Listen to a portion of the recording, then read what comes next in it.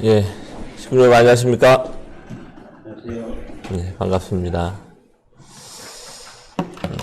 오늘은 훈독교재 214쪽부터 함께 훈독하면서 말씀을 살펴보도록 하겠습니다. 성주식과 혈통 복귀에 대한 부분입니다. 말씀지 35권 214쪽부터 나오는 이야기인데요. 1970년 10월 19일 37가정 약혼자 성주식을 통해서 아버님이 주신 말씀입니다. 우리 통일교회를 중심 삼고 이루어지는 이 합동 결혼식은 통일교회만 한정된 결혼식이 아닙니다. 이것은 모든 인류가 반드시 거쳐가야 할 공식적인 노정인 것입니다. 우리는 이것을 확실히 알아야 되겠습니다. 그러면 이것을 해야 하는 근본적인 원인은 어디에 있느냐? 그것은 우리의 인간 시조가 타락했기 때문입니다. 만일 인간 시조가 타락하지 않았더라면 오늘날 우리가 축복을 받는 이와 같은 일은 없었을 것입니다. 그러나 타락함으로 말미암아 다시금 하나님의 주관권으로 넘어가지 않으면 안 될 복귀 노정이 남아 있기 때문에 우리는 이러한 길을 거슬러 올라가야 되는 것입니다. 오늘날 인간들이 종교를 믿는 것도 이 때문이요. 역사가 지향에 나오는 것도 역시 마찬가지입니다. 결국 최후의 목적은 어디에 있느냐? 참된 가정을 찾자는 것입니다. 이것이 타락한 인간이 찾아 나오는 최고의 목적인 것입니다. 이 참된 가정을 이루기 위해서는 참된 사람이 나와야 합니다. 참된 사람 중에서도 참된 남자가 먼저 나와야 되는 것입니다. 그리하여 그 참된 남자가 참된 여자를 찾아 세워 하나님을 중심 삼고 성혼식으로 말미암아 비로소 참된 가정이 출현하게 되는 것입니다. 창조의 원칙에 의해서 하늘이 아담과 해와를 찾아 세우는 법칙은 반드시 남성을 먼저 세우고 여성을 세우게 되어져 있습니다. 그래서 아담 또한 남성으로 창조되어져서 그의 갈비뼈를 통해서 해와를 찾아 세우는 과정이 이루어지게 되는 것이고요. 또 예수님이 이 땅에 오셔서 예수님을 통해서 그의 상대인 신부를 찾아 세워야 됐지만 그 상대인 신부가 이 땅에 나타날 수 있는 그 기대가 온전히 성립되지 못했기 때문에 결국은 2000년의 기독교 역사를 통해 성신의 실체를 찾아 세우는 이런 기나긴 탕감 복귀 섭리의 역사 노정이 진행되어 왔습니다. 여기서 우리가 하나 또 주목해야 될 것은 재창조의 원칙 또한 참 부모님이 이 땅에 오신다 하더라도 아버님이 먼저 오셔야 되는 건데 남자가 먼저 와서 그 남자 메시아를 통해 여성성을 가지고 있는 독생녀가 찾아 세워지기 때문입니다. 하지만 복귀 섭리의 귀결로 놓고 본다면은 재림주의 시대에 있어서는 아버님이라는 한 분이 예수님과 더불어서 독생자의 위치를 같이 가지고 오는 거기 때문에 성신의 실체이신 독생녀가 올 수 있는 그 토대가 마련되어야지 아버님이 이 땅에 올 수 있는 이러한 기대가 조성된다는 사실을 이 말씀을 통해 우리가 좀 이해할 수 있으면 좋겠습니다. 좀 더 보겠습니다. 인간의 타락함으로 말미암아 이런 기원을 갖지 못했기 때문에 우리는 지금까지 모든 가정을 부정하고 새로이 하나님의 섭리의 뜻을 따라 이와 같은 가정적 기준을 밟고 넘어가야 된다는 것입니다. 만일 그 기준을 넘어가지 못한다면 타락한 인간은 본연의 세계로 돌아갈 수 없다는 것이 원리적인 견해입니다. 타락 인간들은 누구든지 이 공식적인 조건을 거쳐 나가지 않고는 하나님 앞에 설 수 없다는 것을 알아야 됩니다. 약혼식, 성주식, 결혼식의 의의. 여러분이 약혼식을 한 후에는 성주식이 있고 그 다음에는 결혼식이 있습니다. 그러면 이 약혼식과 성주식 그리고 결혼식은 대관절 무엇이냐? 이것은 어떠한 전례에 따라 행하는 식이 아닙니다. 타락한 모든 내용을 다시 한번 상징적으로 재현시켜 가지고 그것을 탕감하기 위해 행하는 불가피한 행사인 것입니다. 아담과 해와는 어느 단계에서 타락했느냐? 약혼 단계에서 타락했습니다. 즉 완성이라는 목표를 바라보고 성장하는 과정에서 타락했다는 것입니다. 그러면 약혼의 목적은 무엇입니까? 결혼입니다. 아담 해와가 약혼한 입장에서 결혼을 잘못하여 타락했기 때문에 그 잘못된 결혼을 부정하고 하나님을 중심 삼고 새로이 시정하고 넘어가야 되는 것입니다. 그런데 이것을 부정하는 데에는 아무렇게나 부정할 수 없습니다. 타락한 내용에 반대되는 내용을 갖지 않고는 안 된다는 것입니다. 인류의 조상인 아담 해와는 자기들을 중심 삼은 그릇된 사랑으로 타락했습니다. 자기들끼리의 사랑을 중심 삼고 천사장을 개입시켜 타락함으로 말미암아 하나님을 추방하고 본연의 참다운 아담의 인격을 추방하고 본연의 참다운 해와의 인격을 추방한 결과를 가져오게 된 것입니다. 이렇게 하나님께서 허락하지 않은 사랑의 인연을 도입함으로 말미암아 우리 인간에게는 무엇이 생겼냐면 원죄라는 것이 생겨났습니다. 그러므로 우리 인간은 이 원죄를 벗는 것이 문제입니다. 그런데 우리 인간이 거짓된 부모로 말미암아 태어났기 때문에 참된 부모의 사랑의 인연을 재현시키지 않고는 이 원죄를 벗을 수 없습니다. 원죄는 거짓 부모의 사랑으로 말미암아 심어졌기 때문에 이 사랑을 부정하기 위해서는 참 부모를 중심 삼은 사랑의 기틀이 없어 가지고는 안 된다는 것입니다. 우리 통일 원리에서 믿음의 기대와 실체의 기대를 중심 삼고 이루려고 하는 것은 무엇이냐? 타락하기 전 약혼 단계의 입장으로 복귀하고자 하는 것입니다.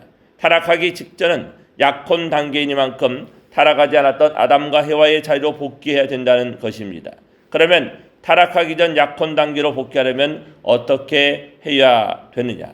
아담과 해와가 거짓된 사랑으로 타락하여 거짓된 부모가 되었고 거짓 부모가 부모를 중심 삼고 세 아들인 가인, 아벨, 셋 그리고 그들의 아내까지 포함해서 8식구가 타락한 입장이기 때문에 이 8식구의 형태를 복귀하기 위한 안팎의 내용이 바로 믿음의 기대와 실체의 기대라는 것입니다. 이것을 복귀한 후에 하늘의 부모를 모시고 넘어가야 합니다. 여기에서 하늘 부모가 누구냐 하면 바로 메시아입니다. 그러므로 실체 기대를 통과한 후에는 반드시 메시아를 위한 기대가 조성되어야 합니다. 타락한 인간 앞에 이 메시아가 없어가지고는 본연의 자리로 복귀할 수 없습니다. 타락한 아담 해와의 후손인 인간들은 어느 누구를 막론하고 메시아를 맞이하지 못하면 원죄를 벗지 못하는 것입니다. 그러면 그 메시아는 누구냐? 참 부모입니다. 그러면 참 부모가 왜 필요하냐? 참 부모의 사랑으로 다시 접붙이는 일을 해야 되기 때문입니다. 그렇기 때문에 메시아인 참 부모가 나타나지 않고서는 타락한 인간은 원죄를 벗어버리고 죄 없는 해방된 자리에서 완성 단계의 축복을 받을 수 있는 자리로 나아가지 못하는 것입니다. 그러므로 약혼식은 인간 조상 아담 해와가 약혼 단계에 타락한 것을 복귀하는 식입니다. 그리고 성주식은 타락으로 말미암아 혈통적으로 더럽혀진 사탄의 피를 뽑아버리는 것입니다. 다시 말해서 원죄를 뽑아버리는 식이라는 것입니다. 원죄가 있는 사람은 축복의 자리에 못 나갑니다.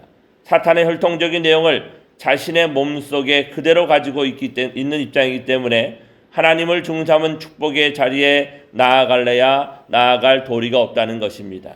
그러므로 반드시 원죄를 청산해야 합니다. 이 원죄는 거짓 부모의 사랑으로 말미암아 이어졌기 때문에 이것을 청산하려면 참 부모의 사랑을 중심 삼아가지고 탕감 조건을 세워 밟아 나아가지 않고는 벗을 도리가 없는 것입니다. 이 원죄를 벗지 않고는 완성한 부부의 자리에서의 하나님의 사랑을 중삼은 축복이 있을 수 없다는 것입니다. 약혼한 여러분들은 21일에 있을 축복식 전에 성주식을 하게 되는데 그것은 타락의 피를 바꾸는 혈통 전환식입니다. 타락한 인간은 사탄 세계의 거짓된 사랑으로 더럽혀진 과거의 모든 사랑을 부정하고 새로이 하나님의 사랑을 중심 삼고 참된 부모의 사랑을 재현시킬 수 있는 부활적인 실체를 갖지 않고는 축복의 자리에 나아갈 수 없습니다. 그러므로 성주식은 곧 참 부모의 사랑의 관문을 통하여 새로운 생명의 기준을 이룰 것을 약속하는 의식입니다. 생명은 사랑을 기원으로 하여 탄생되는 것이기 때문에 여러분은 참부모의 사랑을 중심 삼고 일체가 되어야 합니다. 그러지 않고는 부활의 역사를 갖지 못하는 것입니다. 이것을 통과하고 난 뒤에 하늘나라의 법도를 세워나갈 수 있는 타락하지 않은 아담 해와의 자격을 계승받아 완성 단계에서 하나님으로부터 비로소 선하다라고 하는 공인을 받아야만 축복을 받을 수 있는 것입니다. 그렇기 때문에 이러한 3단계의 과정을 거치는 것입니다. 타락한 인간은 참 부모를 중심 삼고 혈통적인 전환을 해야 됩니다. 지금까지의 인간은 타락의 계승체입니다. 그러므로 우리는 어떻게 해야 되느냐 하면 지금까지 살아왔던 과거를 완전히 부정해야 됩니다. 먼저 완전히 부정해야 되겠다는 신념을 가져야 된다는 것입니다. 나를 낳아준 지금의 부모는 부모가 아니요, 또 지금까지 살아왔던 형제도 형제가 아니라는 것입니다. 더 나아가 현재 우리가 살고 있는 사회와 나라도 우리 사회, 우리나라가 아닙니다. 하나님이 바라시는 사회, 하나님이 바라시는 나라가 아니라는 것입니다. 따라서 이 모든 전체를 새롭게 부응해서 새로운 부정의 기원에서부터 새로운 자아를 발견해야 하고 각성해야 됩니다. 그것은 우리가 믿기만 하면 한다고 해서 되는 것이 아닙니다. 여기서 필요한 조건이 제시되어야 됩니다. 그것이 바로 성주식입니다. 그러면 성주식은 어떠한 것이며 어떻게 성립되느냐? 타락한 세계에 살고 있는 우리의 부모는 사탄편적인 부모입니다. 그 부모는 사탄편인 가인적인 부모이기 때문에 아벨적인 부모가 있어야 됩니다. 그 아벨적인 부모는 하늘편이 되어야 합니다. 그 부모가 예수님 입장에서 말하면 마리아입니다. 그 다음에 이 지구상에 타락하지 않은 본연의 입장에 어머니가 있어야 합니다. 다시 말하면 악의 혈통을 통한 타락한 사랑의 인연을 맺지 아니한 본성의 어머니가 있어야 된다는 것입니다. 그러한 어머니가 없었다는 것입니다. 그렇기 때문에 여러분들은 타락한 부모와 타락한 세계에서의 복귀한 부모, 타락하지 않은 부모, 이렇게 3대의 부모를 모두 찾아 그 부모의 인연을 100% 복귀해 나와야 합니다. 그러지 않으면 안 된다는 것입니다. 아담 해와 가정은 타락했기 때문에 그 가정을 부정하고 하나님이 시인할 수 있는 기준을 세워 나오신 분이 예수님입니다. 그러나 예수님이 그 사명을 다하지 못하고 실패함으로 말미암아 하나님께서는 이것을 3차까지 연장시켜 찾아 나오셨으니 그것이 기독교를 중심삼은 재림의 시대인 것입니다. 그러면 재림 주님은 무엇을 하러 오시느냐? 이 부분이 대단히 중요한 부분이기 때문에 같이 좀 소리내서 읽어보시면 좋겠습니다. 그러면 재림 주님은 무엇을 하러 오시느냐? 재림 시대는 완성 기준의 시대이기 때문에 재림 주님은 인류의 어머니를 찾으러 오시는 것입니다. 즉 신부를 찾으러 오시는 것입니다. 신랑 대신 주님이 이 땅 위에서 찾으시는 신부는 타락권 내에서 찾는 신부가 아닙니다. 타락하지 않은 순수한 혈통을 지니고 탄생한 분을 찾는 것입니다. 그러면 그러한 신부, 즉 그 어머니는 어떠한 터전 위에서 태어나야 되느냐? 타락한 세계의 아벨적인 어머니의 터전 위에서 태어나야 되는 것입니다. 그러므로 여러분의 어머니는 타락한 해와의 입장에 해당하는 것이요, 그 다음의 어머니는 예수 시대에 있어서 마리아의 입장에 해당되는 것입니다. 그러니 그 다음의 어머니는 예수 시대의 마리아의 보호를 받아 축복의 뜻을 이룰 수 있는 죄의 인연과는 전혀 상관이 없는 어머니로서, 처녀로서 어머니 입장에 나아갈 수 있는 어머니가 있어야 된다는 것입니다.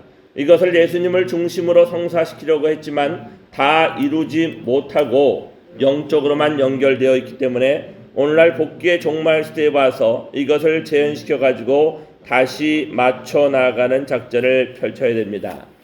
아버님의 성화 이후에 참 어머님께서는 모든 축복 가정들에게 새로운 기원절을 맞이하기 위해서 성주의 의식을 해야 된다라고 말씀을 하셨습니다. 2012년 말에서 2013년 기원절을 맞이하기 전까지 참어머님의 지시에 의해서 전국의 모든 교회들은 그 성주의 의식을 새롭게 하기 위해서 2박 3일의 수련의 노정을 다 하라고 지시가 있었고, 저는 흑석교회에서 그것을 진행하기 위해서 식구들의 사정들이 많기 때문에 한 번에 2박 수련을 다 할 수 없었고요. 때로는 야간 수련을 하기도 했고 낮에 수련을 하기도 했고 일요일날 오후에 몇 차에 나누어 가지고 수련을 좀 진행했던 적이 있습니다. 그 수련의 과정을 진행하면서 저는 오늘 이 본문에 나와 있는 성주식과 혈통 복귀에 대한 말씀을 접하게 되었고, 그 말씀을 접하면서 대단히 좀 충격적인 하나의 내용을 발견한 것이 뭐냐면 바로 218페이지에 나와 있는 이 부분의 내용이었습니다. 우리는 흔히 참 어머님께서는 아버님의 신부로 선택이 되어져서 원죄를 청산했다라는 개념으로 저희는 신학교 때 좀 이해를 했던 것 같고, 특별하게 그렇게 가르쳐주지는 않았지만 당연하게 우리가 원죄가 청산되어진 것처럼 어머님도 원죄가 청산되어져서 참 어머니의 자리로 나아가게 됐다라고 이렇게 이해하고 있습니다. 왜냐하면 그 어머니의 입장에 해당됐던 분이 성진 씨의 어머님과 희진 씨의 어머님인 최성길 여사와 또 그 다음에 김명이라는 여사가 있었기 때문에 그랬습니다. 그렇기 때문에 어머니도 당연하게 그러한 모습이어야 된다라고 생각을 했는데, 이 말씀을 접하면서 제 생각과 제 판단이 좀 달랐다라는 생각을 하게 되었습니다. 왜냐하면 아버님의 말씀 속에 보면 이 땅에 메시아를 중심 삼고 타락한 상태에서의 어머니와 그 다음에 복귀되어진 어머니와 죄의 인연과는 전혀 상관이 없는 처녀로서 오는 이러한 어머니가 있어야 된다라는 이 말씀의 내용이었습니다. 다시 한번 이 부분을 살펴보면 재림주님은 무엇을 하러 오느냐, 218페이지 아래 부분입니다. 재림 시대는 완성 기준의 시대이기 때문에 재림주님은 인류의 어머니를 찾으러 오는 것입니다. 결국 아까 오늘의 훈독 강의를 시작하면서 처음에 재림주님이 이 땅에 오시는 것은 그 토대는 반드시 남성이 먼저 와야 하는 거지만 그 역사의 기결점은 아담을 통해 해와가 창조되어지고 그 아담과 해와가 성장하여서 참 부모의 자리까지 나아가 하늘 부모님을 완성시키는 결국 역사의 꿈을 이루어야 되기 때문에 이 땅에 오셨던 예수님 또한 신부를 찾으러 왔던 것이고, 독생자의 자리를 확보했지만 독생녀의 자리가 이 땅에 실현되지 못했기 때문에 기독교 2000년 역사는 재림 주님을 통해 독생녀 실체 성신이 땅에 출현할 수 있는 것까지 가야 이 하나님의 꿈이 이루어질 수 있게 되는 것이죠. 그래서 본문의 말씀에는 재림 주님이 무엇을 하러 오시느냐, 재림 시대는 완성의 시대이기 때문에 재림 주님은 인류의 어머니를 찾으러 오신다라고 되어져 있는 것입니다. 그런데 이 인류의 어머니로 오는 그 신부는, 신랑 되신 주님이 이 땅에 찾은 신부는 타락권 내에서 찾는 신부가 아니라고 기록이 되어져 있습니다. 타락하지 않은 순수한 혈통을 가지고 탄생하는 분을 찾는 것이다 라고 되어 있습니다. 저는 이 말씀을 붙잡고 많은 선배님들과 이야기를 나눴습니다. 그런데 그 선배님들의 의견은 참 다양했습니다. 왜냐하면 어머님이 당신을 독생녀라고 실제로 공식적으로 말씀을 하신 것이 2014년 7월 1일이기 때문에 그 이전에 어머님을 독생녀라고 증거하는 말씀이 그렇게 많지 않았고, 그것을 그렇게 이해하는 선배님들이나 강사들도 많지 않았습니다. 근데 저는 이 말씀을 보면서 이렇게 보면 어머님은 원죄가 없는, 독생녀란 단어는 아니었지만 원죄가 없는 처녀로서 이 땅에 태어날 때부터 원죄가 없이 와야 된다는 말씀으로 이해할 수밖에 없었고, 많은 분들과 의논을 나눴지만 그 부분에 대한 것들이 답을 내릴 수가 없어서 판단을 좀 유보합시다 이렇게 하고 기원절 성주를 2박 3일 수련을 통해서 맞이했던 기억을 하게 됩니다. 그 후에 어머니께서는 2014년 7월 1일 통해서 당신은 독생녀요 실체 성신이라고 말씀드렸습니다.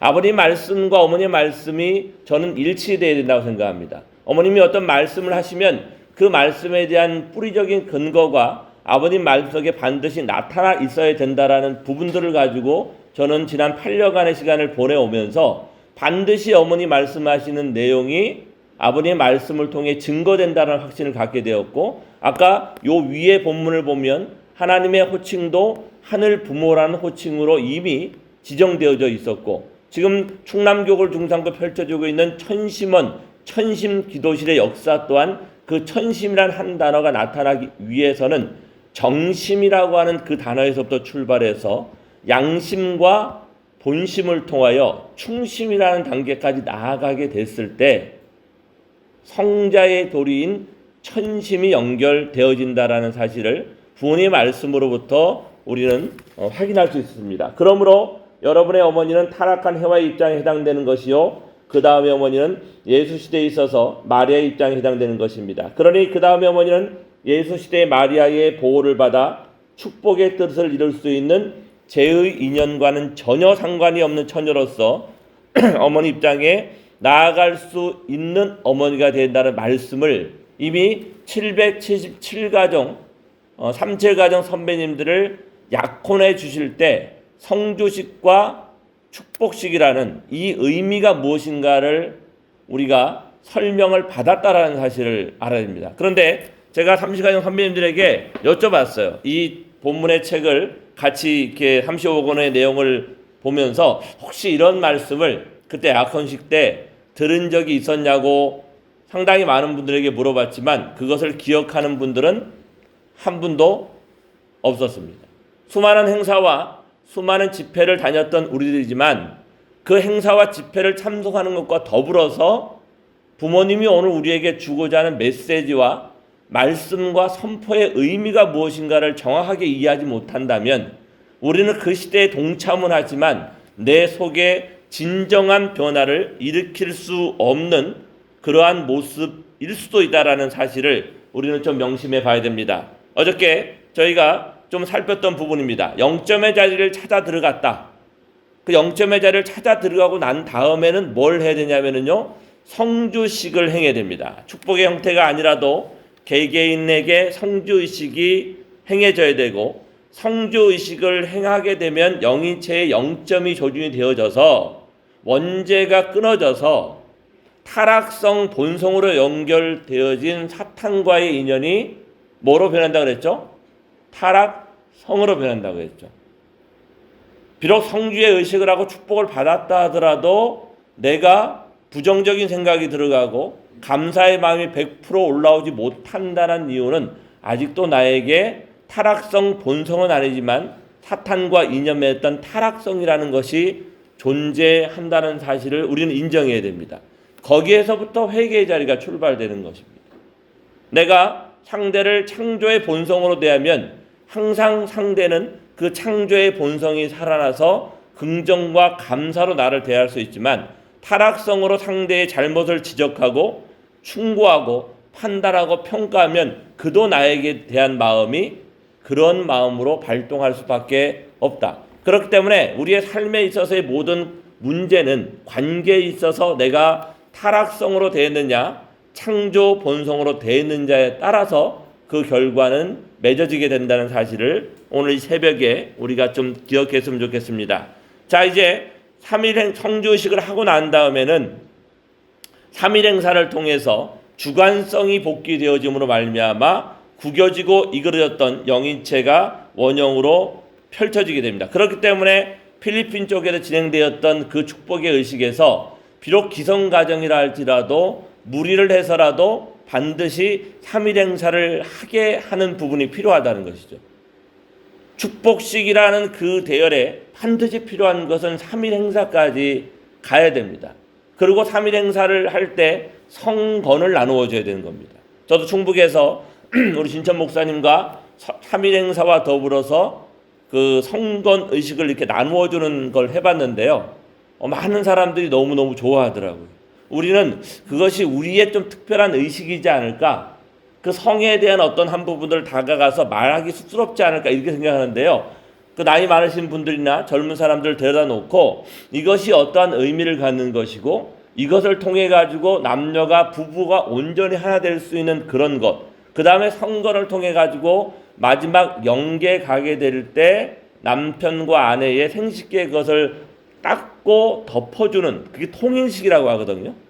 우리가 성화식에 잘 드러나지 않는 부분이 통일식이라는 건데, 남편이 자기의 가장 사랑하는 아내의 그 중요한, 하늘이 가장 중요하게 허락한 생식기를 그걸 깨끗하게 닦아주고 성건을 덮어줌으로 말미암아 영원한 본향의 세계에 함께 갈 수 있다라고 하는 그러한 약속을 하는 것이 이 축복 의식에 담겨져 있는 성주의 의식과 3일 행사의 의미입니다.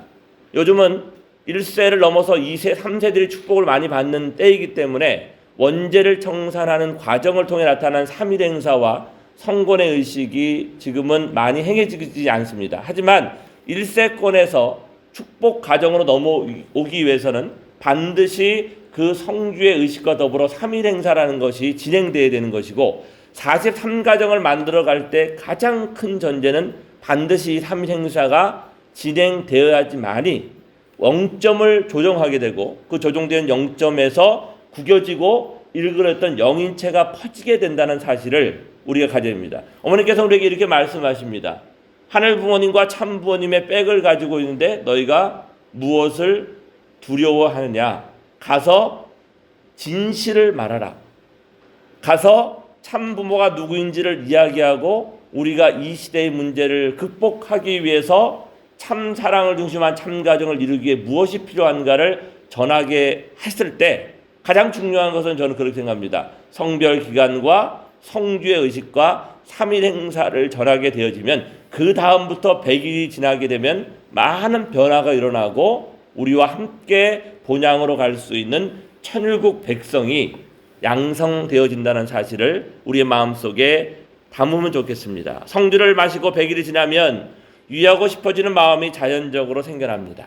완전한 구형이 되려면 종적 관계가 강화되어야 됩니다. 하늘 부모님이 내게 내려와서 부부가 수평의 자리를 이루게 해야 되는데, 부부가 수평의 자리를 이루지 못하면 하늘 부모님이 내려올 수가 없는 거죠.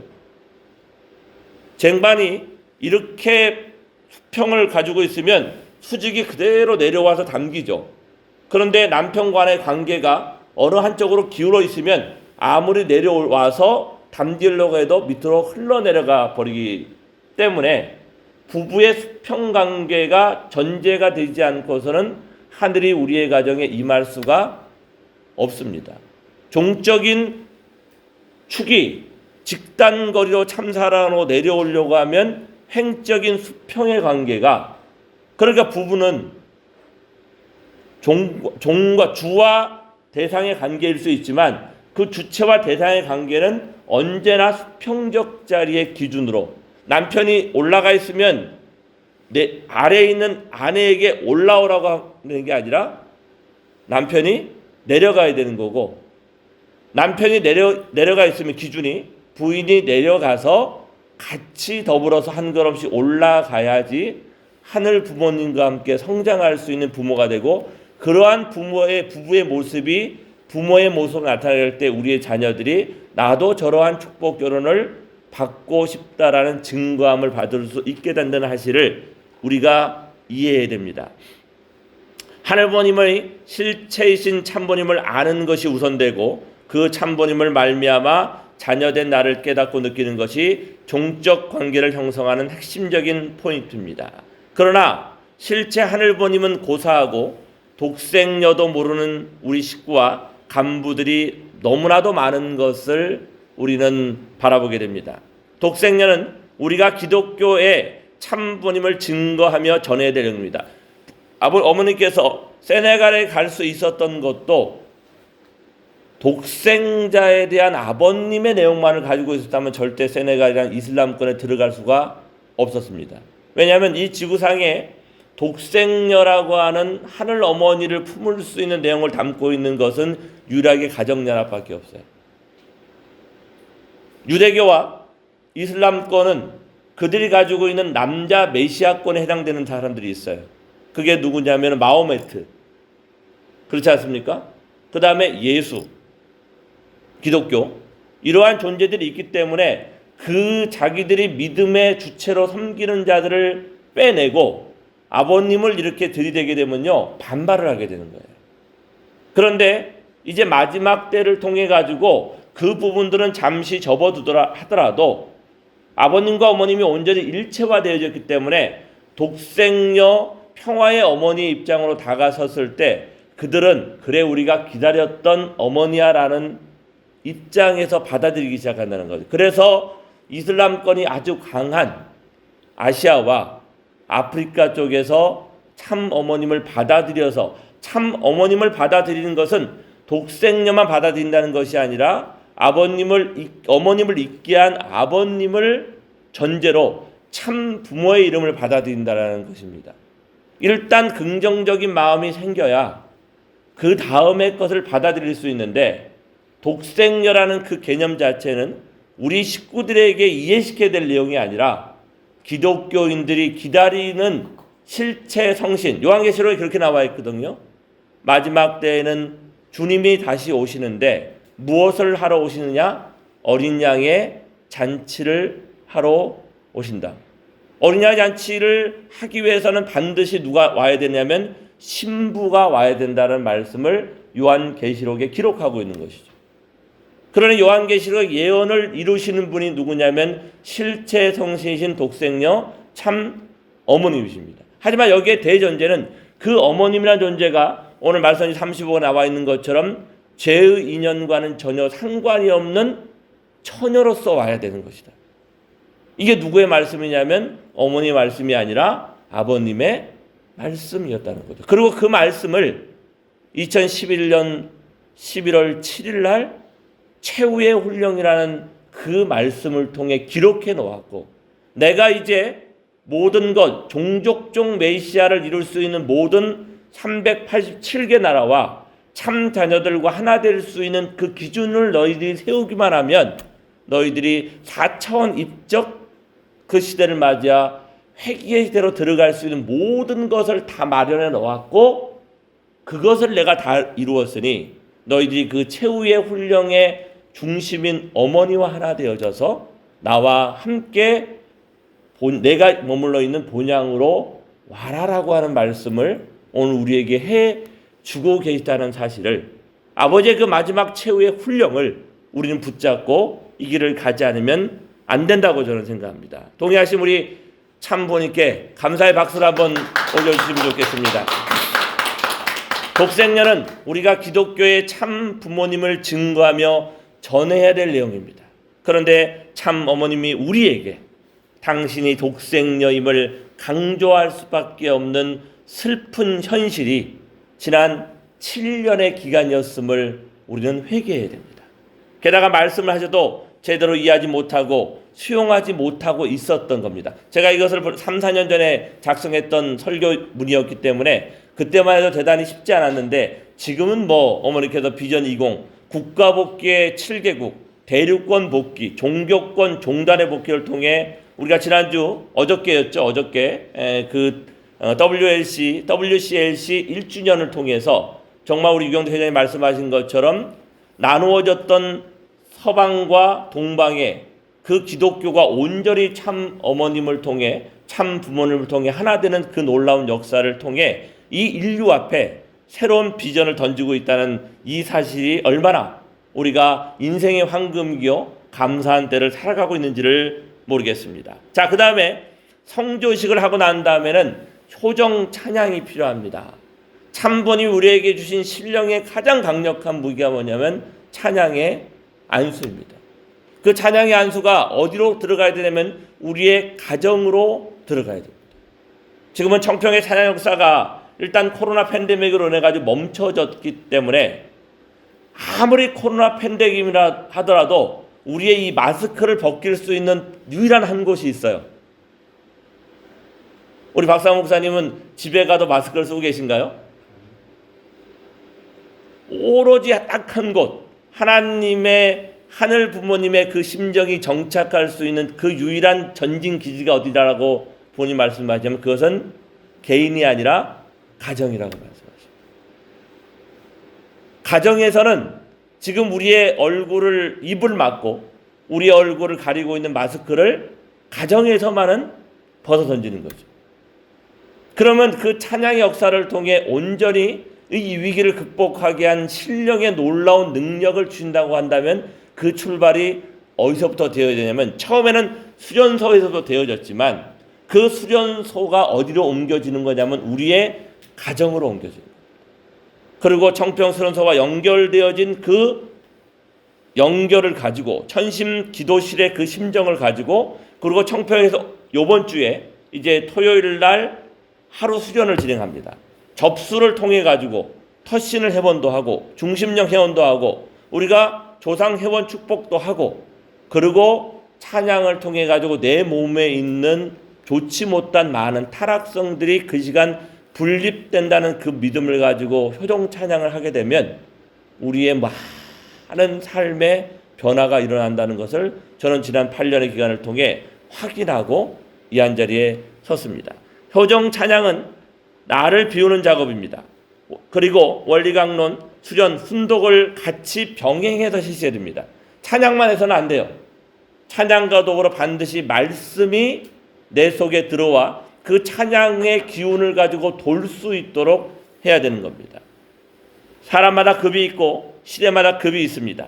수련을 진행할 때 이 그룹은 어느 급에 맞는가를 맞추어 진행 방식과 내용도 맞춰야 합니다. 무신론자들은 자연을 교역해야 됩니다. 자연의 아름다움을 통해 하나님을 느끼게 합니다. 기독교인들은 원리강론으로, 식구들은 원리 원본과 실체 말씀으로, 지도자는 참 어머니의 말씀을 통해서 교육하면 효종 찬양과 더불어 진리를 통해 뭐가 성장하냐면 우리의 영인체가 성장을 하게 되어줍니다.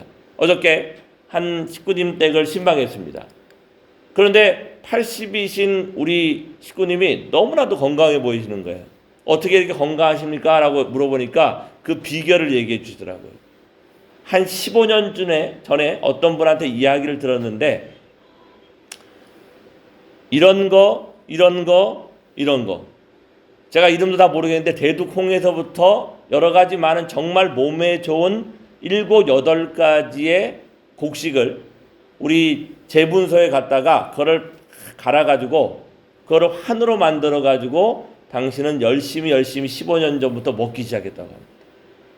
한 1년에 한 40만 원 정도를 들여가지고 그것을 먹기 시작을 했는데 손발이 저리고 관절염이 있었던 것이 싹 나와버리더래요. 왜 그런 결과가 나와졌냐면 그 식구님의 설명에 의하면 우리가 음식을 섭취하는데 불균형적인 요소가 많다라는 거예요. 밥을 먹기도 하고 건너뛰기도 하고 또 밥만 많이 먹기도 하고 뭐 라면만 먹기도 하고 이게 편식적인 증상으로 우리 몸에 필요한 제대로 된 영양소를 음식으로 식사로 섭취하기가 그렇게 쉽지 않다고 합니다. 특히 조금 더 나이가 들면 입맛도 떨어지기 때문에 그래서 그분은 어떤 분으로부터 소개받은 그 환을 본인 스스로 만들어 보기를 했고 그것을 통해 가지고 우리에게 필요한 영양소가 그 환을 통해 하루에 한 숟갈 내지 2숟갈만 먹으면 다 보충이 되더랍니다. 그런데 중요한 것은 한 번 먹었다고 그게 계속해서 유지가 되는 게 아니라 15년을 매일을 한결같이 그거를 한 움큼 때로는 한 스푼씩 먹었다는 거예요. 영양을 어떻게 균형 있게 섭취할 것인가. 우리가 참 부모의 자녀로 거듭난다는 것. 내가 축복을 받았는데 왜 우리 가정은 이런 모양을 가지고 있지? 왜 내 몸은 이렇게 아프지? 이런 문제가 발생하지? 그것은 참 부모님 주신 신령과 진리의 무기를 온전히 내가 받아들이지 못했기 때문이라고 생각합니다. 말씀에 대한 영양의 균형과 신령에 대한 영양의 균형이 평형을 이루게 되어졌을 때 하늘은 우리에게 건강이라는 것을 허락해 준다고 저는 믿습니다. 그런 측면에 봤을 때 우리는 어떤 수련이나 참 부모님의 요청에 의해서 억지로 때로는 훈독회를 하고 때로는 억지로 찬양 역사를 참석을 했고 그렇기 때문에 그때는 거장소에 갔을 때는 그걸 하지만 내 삶 속에 들어와 우리 가정 속에서 말씀을 훈독을 하고 찬양을 함께 지속적으로 가정에서 하고 있는 가정은 제가 장담하건대 그 병이라는 것으로부터 우리는 조금 떨어질 수 있다라고 판단합니다. 문제는 그것을 주셨는데 얼마나 지속적으로 얼마나 간절하게 내가 그것을 행했느냐 행하지 않았는가에 따라서 우리 가정의 건강도가 결정된다고 판단하게 되어집니다. 효종 찬양에도 급이 있습니다. 처음 찬양에 임하는 자연급 초보자는 찬양의 자리에 앉아만 있고 우리가 도와주어야 하는 단계가 있습니다. 여기엔 식구냐 아니냐가 아니라 효종 찬양에 대한 이해도의 차이가 분류의 기준입니다. 내가 오랫동안 수련을 받았다고 해서 그 부분을 통해 가지고 모든 것을 만들어갈 수 있는 게 아니에요. 내가 40수련을 열심히 받았다고 해서 그 사람이 온전하게 찬양을 이해한 것도 아니에요. 얼마나 한 번을 하더라도 간절한 마음을 가지고 집중했느냐에 대한 부분들을 우리가 이해하는 것이 여기에서 제일 중요한 핵심적인 포인트입니다. 얼마나 내가 오래 식구로서 머물러 있느냐가 중요한 게 아니라 한 번을 행하더라도 정말로 하늘부모님이 나의 삶을 변화시킬 수 있다라는 그 믿음을 가지고 찬양에 임해야 된다는 거죠. 타고난 태생이 투입성이 어느 정도인가에 따라서 판가름을 하게 됩니다. 제가요 옛날에 서울에서 80 먹은 캐톨릭 신앙을 하는 우리 할머니를 청평에 모시고 간 적이 있었어요. 열심히 찬양을 하면 이 손에서 기침이 나오거든요. 그 침을 가지고 몸을 두드리면 변화가 와요. 영이 떨어져 나가기도 하고 내 몸에 있는 막혔던 혈관이 열리기도 해요. 그런데 손이 어떻게 만들어지냐면 간절한 마음을 가지고 하늘이 주신다란 믿음을 가지면 단 한 번에 60분 찬양으로 손이 만들어지는 경우를 제가 본 적이 있어요. 그 할머니가 캐톨릭 신자임에도 불구하고 거기에 와보니까 환경이 너무 좋고 젊은 사람들 열심히 찬양을 하니까 그 찬양에 반해가지고 열심히 박수를 치더라고요. 그런데 본인의 몸을 두드리는데 본인의 몸에서 뭐가 반응이 나타나는 거예요. 나중에 보니까 그 손이 한순간에 열려버리더라고요. 지금의 시대는 신통일한국의 시대입니다. 지금의 시대는 HJ1000원을 중심 삼고 천심원이 천심기도실을 통해 이 충남의 모든 교회와 가정으로 연결되는 시대예요.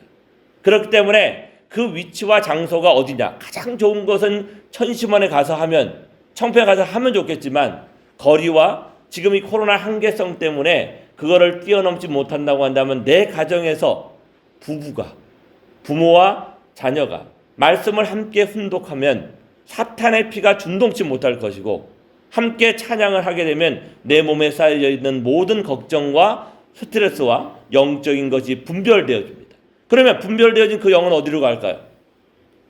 우리가 모시고 있는 심정초를 중심 삼고, 우리가 집안에 모시고 있는 효정원을 중심 삼고, 그 효정원을 통해서 천심원을 통해서 영계수련소 가는 것을 저는 확인했습니다. 그렇기 때문에 효정원은 반드시 해도 되고 안 해도 되는 것이 아니라 반드시 그 가정에 모셔져야 됩니다. 그게 모셔져서 칠 때가 항상 우리의 가정을 보호하고, 내가 어떤 곳에 가서 말씀을 전하고, 내가 신종종 메시아의 첨보가 되기 위해 노력을 할 때 그 조상들이 도울 수 있는 환경권이 조성되어야 된다는 사실을 우리가 대단히 중요하게 생각해야 됩니다. 어저께 저는 진천 목사님하고 밤에 좀 대화를 많이 나눴습니다. 그 대화를 나누기 전에 우리 박성원 목사님이 우리 천심기도실을 유영덕 회장님을 모시고 봉헌식을 하는데 엄청난 환상을 봤더라고요. 그 환상의 내용은 뭐냐면은 회장님이 두 번의 축도를 했습니다. 한 번은 이제 테이프 커팅실 하면서 천심기도실의 간판을 이제 봉헌하는 입장에서 기도를 하고요. 또 한 번은 그 천심기도 안에 들어가서 성령을 통해 가지고 성별하는 이러한 걸 했는데, 갑자기 우리 박성원 목사님 목소리가 아버지 하고 커지더라고요. 요즘은 제가 조금 깨달았어요. 박 목사님하고 한 10여일 정도 이제 같이 지내다 보니까 뭔가가 보이기 시작할 때는 이제 아버지라는 목소리가 탁 나오기 시작을 하더라고요. 아, 뭔가 또 보이기 시작한가 보다, 이 생각을 하고 있었는데 아니나 다를까 밤에 문자가 왔어요.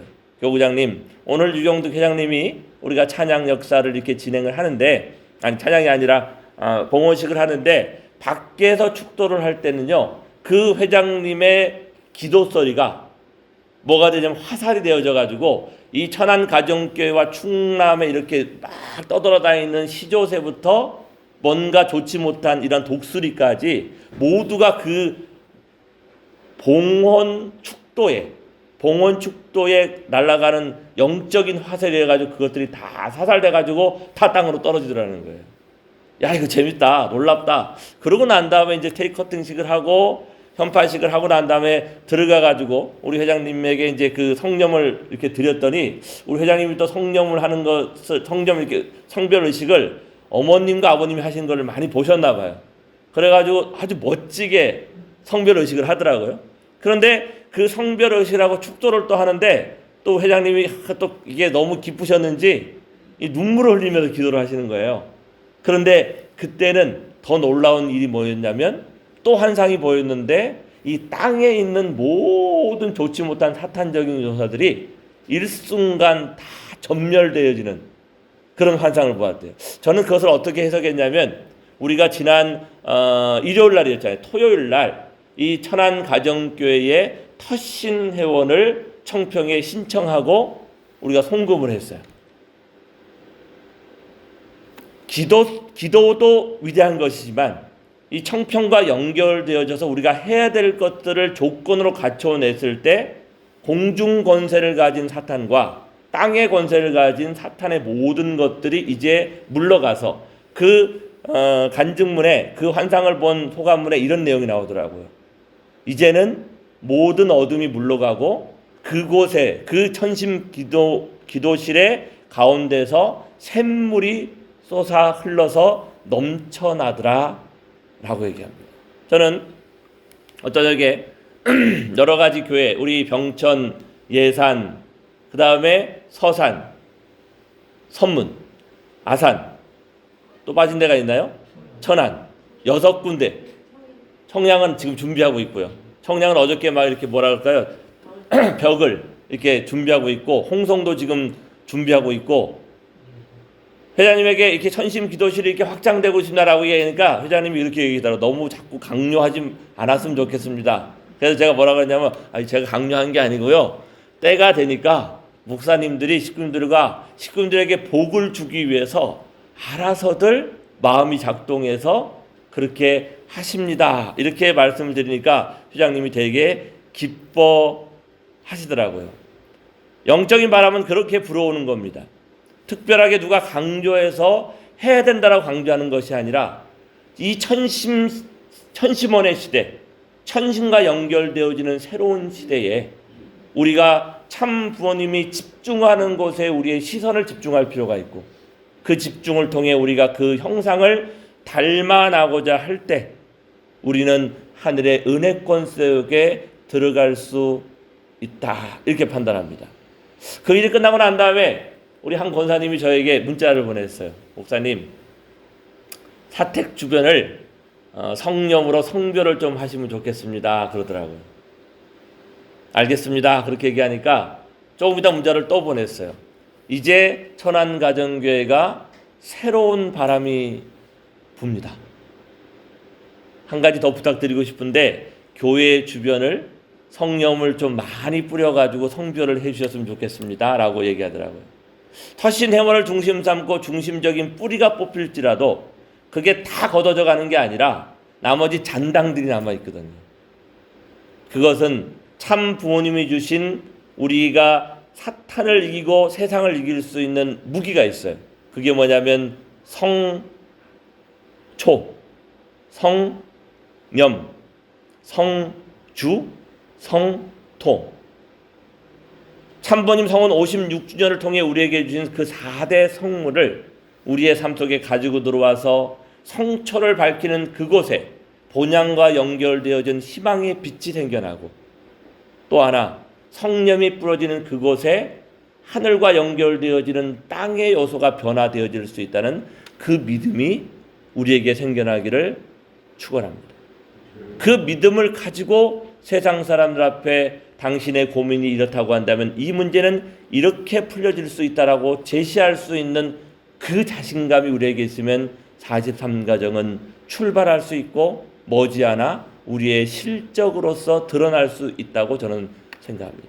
저는 이곳에 와서 우리 한 장로님의 대글 신방에서 우리 찬양에 대한 부분들을 소개했고 그 찬양에 대한 부분들을 우리 권사님이 그 장로님을 저녁마다 이렇게 좀 부부 안수를 해줌으로써 참 놀라운 기적을 발견했어요. 한 열흘 정도 됐는데 제가 한 번쯤 가서 잠깐 도와주고 그 권사님이 그 장로님의 다리를 막 이렇게 좀 이렇게 두드려줬는데 이 장로님의 다리가 어떤 병이냐면 자가 면역 질환이었어요.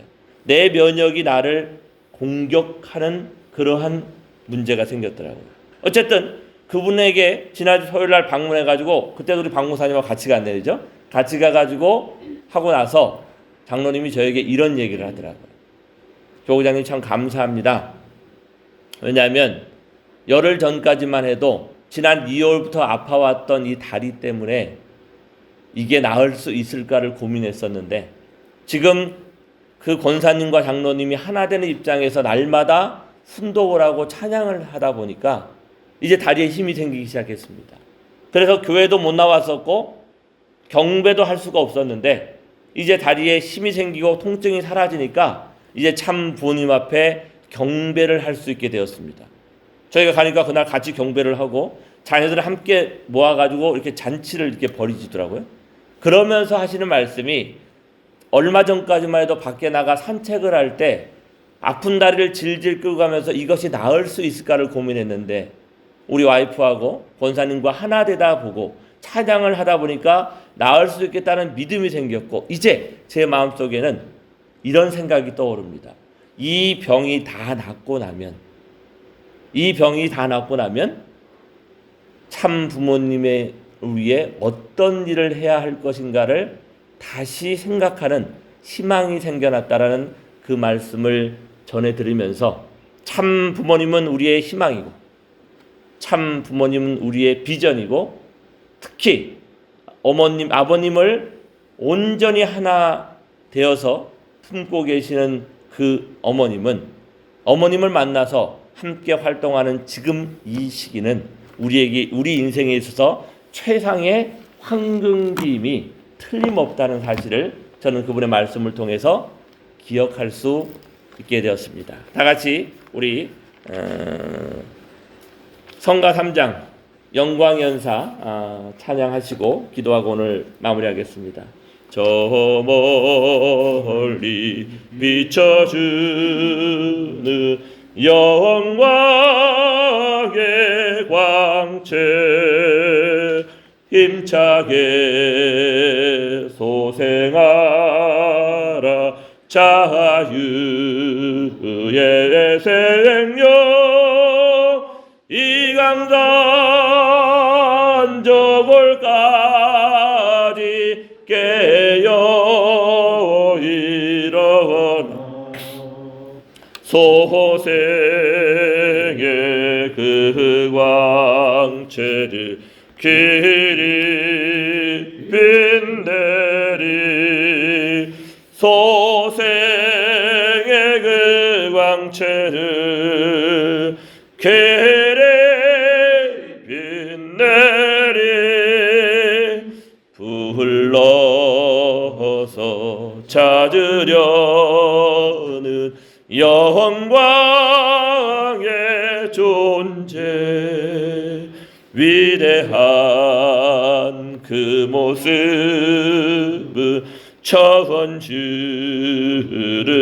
품고 깨어난 그 생명이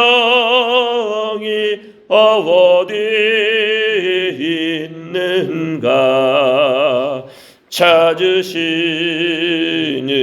그 모습을 어디 모시리, 찾으시는 그 모습을 어디 모시리, 사망에서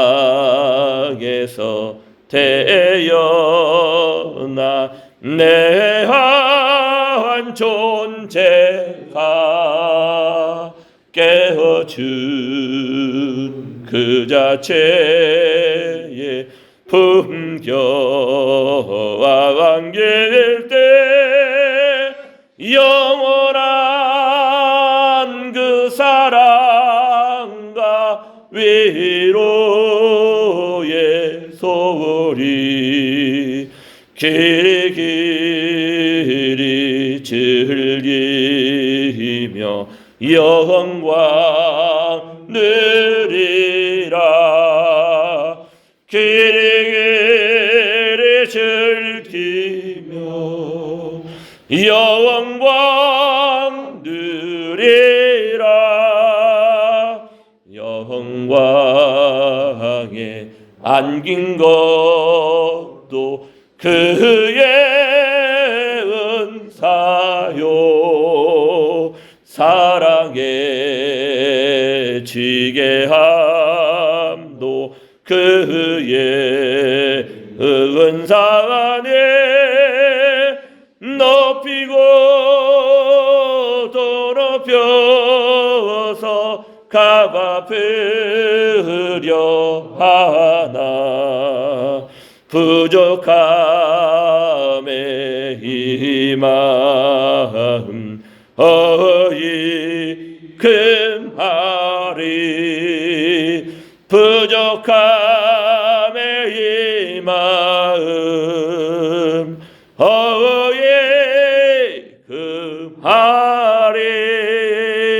고맙고 감사하신 하늘 부모님, 만왕의 왕 천지인 참 부모님, 어제 진천 목사님과 카톡으로 대화를 나누면서 참 부모님이 주신 신령이라는 무기, 찬양 안수라는 무기가 얼마나 위대한가를 다시 한번 절감하게 되었습니다.